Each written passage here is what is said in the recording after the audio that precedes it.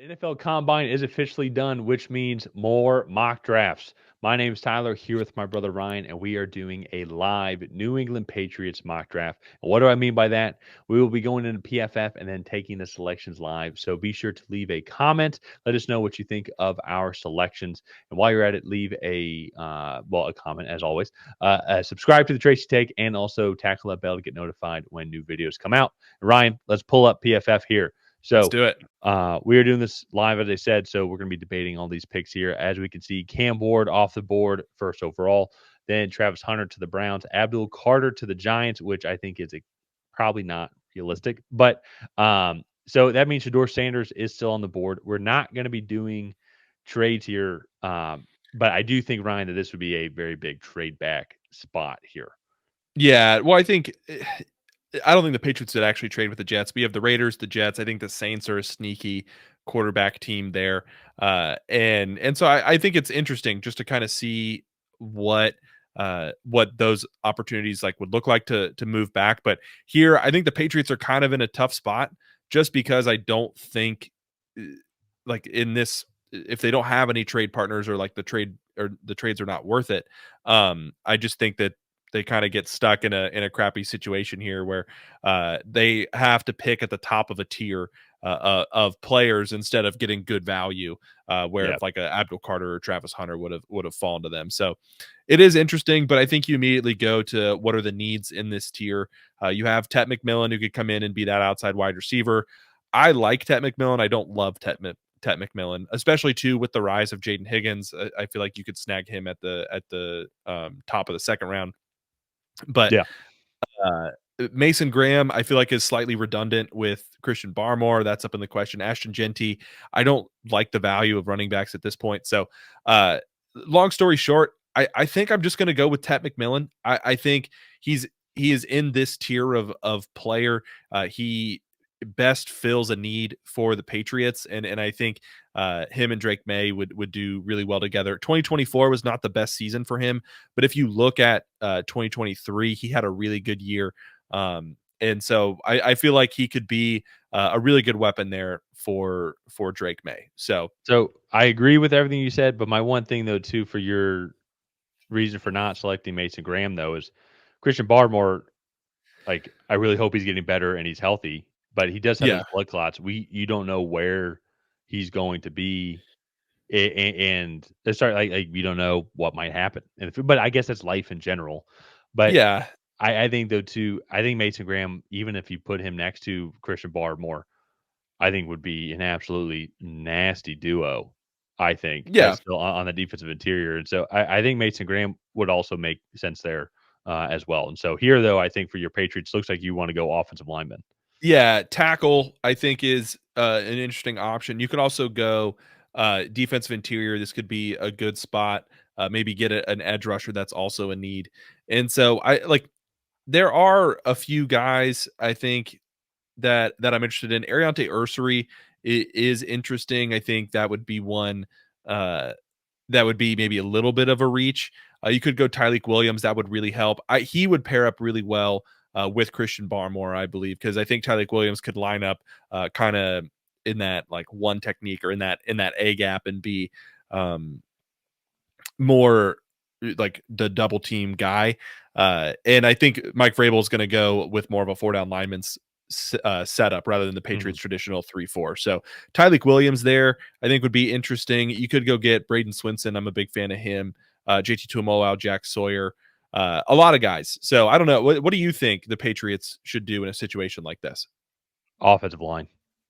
Offensive line? Yeah, to Okay. me personally, because it's just historically, even to them with Mike Vrabel coming in, I I think you guys have the pieces there, and I know what I just Mhm. said about Mason Graham, but I also think too that this is a spot. I don't think it's too high for Ariante Ursary personally. I think this is going to be about the spot where he Yeah. ends up going as well. So I think you guys need that left tackle. You guys need to protect Drake May, Okay. and if Will Campbell had 1 inch longer arms, you'd be taking Will Campbell Oh, at number 100%. 4 overall. And so Ariante Ursary, not falling here, but he's not going to make it to your next pick, though. I No. don't believe. So No. I think this is the route that you could end up going here, especially to if you ended up going with Ted McMillan first overall.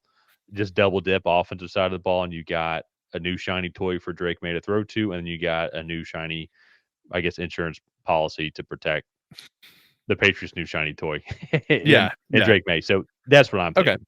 Yeah, and I also like too there is definitely a fall off at tackle, and I feel like Yeah, that does not happen until like the 6th or 7th round with defensive linemen in this draft. And so and yeah, no, I receivers too, to be fair. So yeah, and that's fair. You kind of got put in a bad situation there with just being the 4th overall pick, but uh wow, Benjamin Morrison falling all the way down here to 67. Uh you take him there. uh I don't know. The fact that he's there, I don't know enough about his hip situation and what came out at the combine, that so I'm probably not gonna Fair. take him. Um, I'm interested to see, like, Josiah Stewart is on the board. This is really where I start to look at, like, defensive line and edge rusher, here for the Patriots. You could also maybe look at interior offensive line. There is still a little bit of a hole at left guard. Hopefully, David Andrews can come back. Jake Andrews, on his rookie contract, I believe in his 3rd year, would be interesting, or would we'll have to wait and see kind of how he pans out. But I think that interior, hopefully, Caden Wallace can play right tackle for you. You have Mike Nwinu at right guard. Then you have David Andrews at center. Maybe Layden Robinson at left guard, and then you just drafted Ariante Ursery pretty high up in the 2nd round. So, um, getting back to the draft, interesting to kind of see who all is here. I don't love a lot of these picks at this point. Mason Taylor would be tremendous value, but after his combine performance, I do not feel like he will be here. So my Um, big thing with this is you are picking again. You have the Falcons pick, and what yeah, I'm thinking here as well is you got Dylan Sampson right there, and we debated on this a bunch.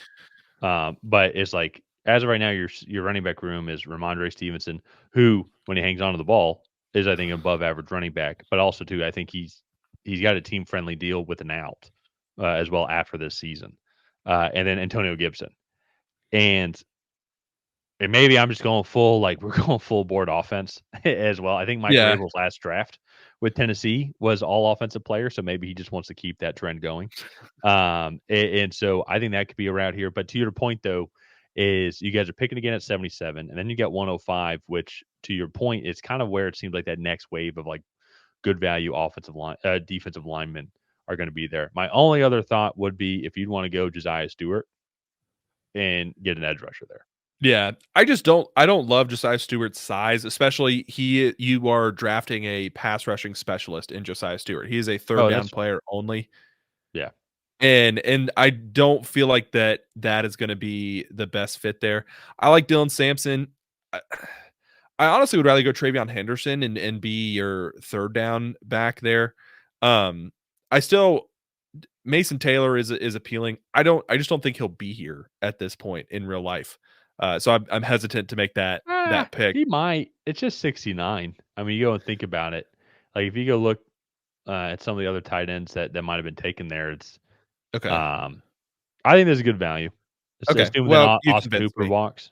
Yeah, Yeah, maybe Austin Hooper walks. Maybe he comes back and you have a nice like 3 tight end room. But yeah, Drake May really liked the tight ends last year, and I think Mason Taylor showed why he could be a really really good tight end in the NFL. So I agree. uh, let's do Mason Taylor, and then we'll kind of see who falls here for some of this some of the defensive line class, because we do really need to address this defensive line. The pass rush production was just plain sad, to be fair. And I do I feel mean, like that to defensive interior needs to be good. It needs to to me, improve. I've already said this a bunch already. I know we picked him before, but to me, I also think this is about I think where CJ West falls off the board. Uh I think Sorry, this I'm looking at Jordan Phillips, but no, that's totally fine. I think that ranking is wrong, personally. But yeah, disclaimer though, I am an Indiana fan though. And so, but like you go yeah, look at his numbers and his size compared to some of the other top defensive I linemen as well in this class, I do and like his numbers are the West. same. He also was probably one of the best, if not the best, like run stuffing defensive tackle in college If football you this past go season. if So you go back and look let's at do CJ West. yeah, I think you start with the interior there. There's going to be some edge rushers at 105 that I think you can snag at a solid value. yeah, And so I like that pick. Let's do If you CJ go West. back and look at that Notre Dame Indiana game, Jeremiah Love had the 99-yard rushing touchdown. Yes. That wasn't even CJ West's fault, actually. It was The Kamara. edge rusher totally lost contain. Kamara lost contain, and then it was gone from there. Love only had 10 more rushing yards the rest of the game, and if you go back and watch that film, it's CJ West just eating up that Notre Dame offensive line. And so I Yeah. think he's going to be very, very solid at the NFL level. And so then this is where you do that, and then you got your boy David Walker there that you like, Davion Jones as well, Ahmad. How do you pronounce his name? Ahmad Hassanin. That's the guy you told the That story was about in the yeah, other he was video. like That's a amped going into Patriots that guy. figure eight drill. I mean, that's a Mike Vrabel guy right there. Yeah, I mean, he was a really good player. So I did see something that I was pretty intrigued by, and Go it ahead. is Isaiah Bond. I just like the speed element of his game, but he has a lot to work on. Um, I might wait on the receiver. I might go with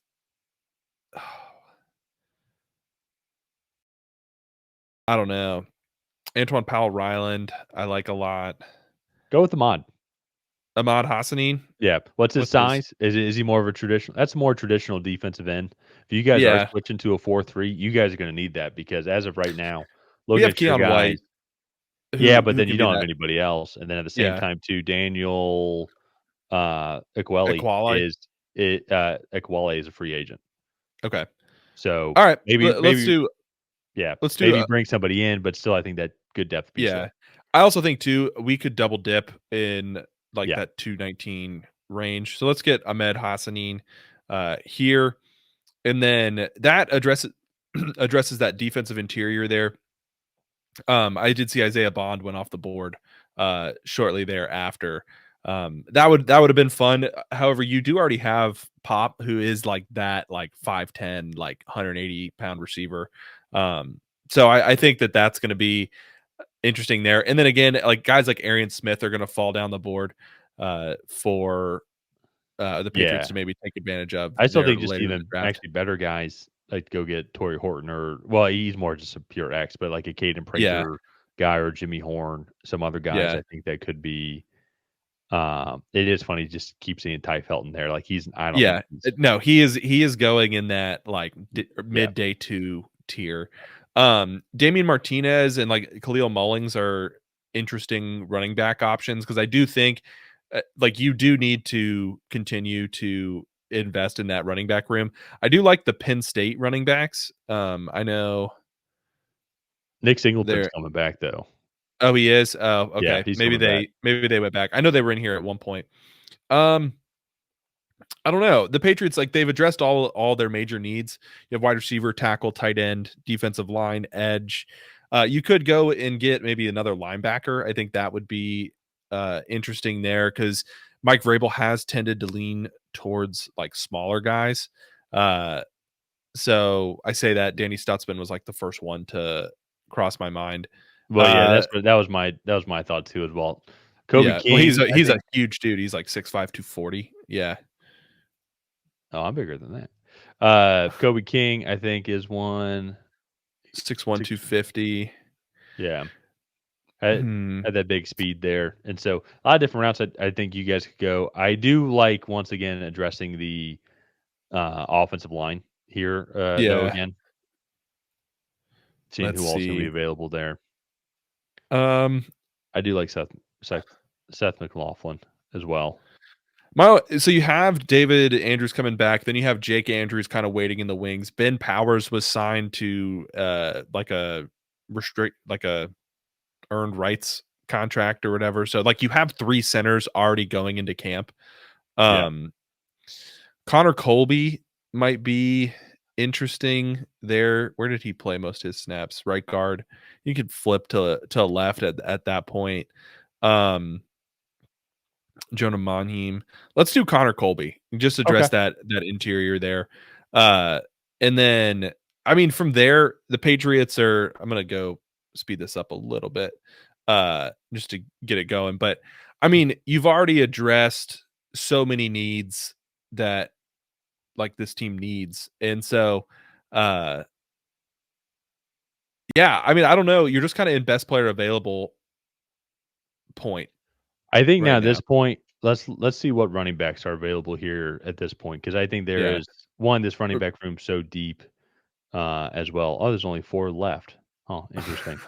So Um, Donovan Edwards and Rocket Sanders, I think, are the most. I like Donovan Edwards personally. okay, let's do that. Let's do Donovan Edwards, And then you and guys are then picking again here in a second. yeah, linebacker is what I want to look at next. Um, this could be a Smile Munden landing spot. Jalen Walker's going back to school.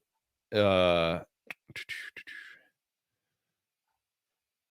let's do Smile Munden. Let's get that smaller, rangier linebacker. That was a team leader. I said it in the previous video, but hard to go wrong drafting a Georgia defender. So Yeah.